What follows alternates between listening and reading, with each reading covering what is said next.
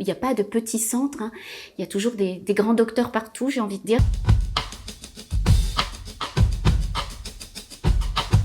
Bonjour Chantal. Bonjour Oriane.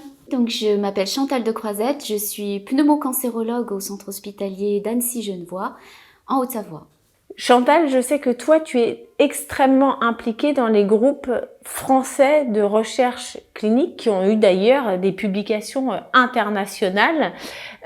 Ma question, quand je suis patient traité dans un petit centre, est-ce que j'ai autant de chances d'avoir accès à la recherche clinique que si je suis dans un grand centre, dans une grande ville?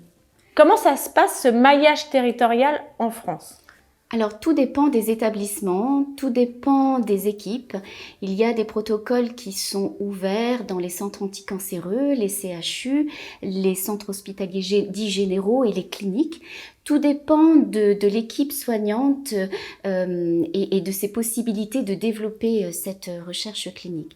Mais il faut savoir que même si vous êtes traité dans un petit, je n'aime pas bien ce terme, il n'y a pas de petits centres, hein.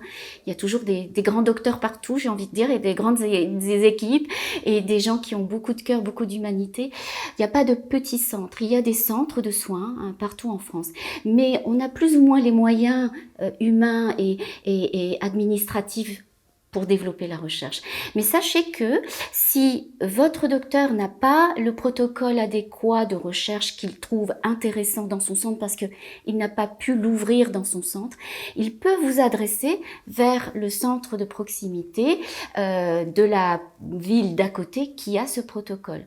Donc il y a des essais ouverts partout qui ne sont pas forcément les mêmes, mais nous, entre médecins, nous savons où se situent les essais adaptés à chacun de nos patients et on n'hésite pas à les envoyer là-bas, à Lyon, à Paris, si vous êtes dans des centres un peu plus éloignés.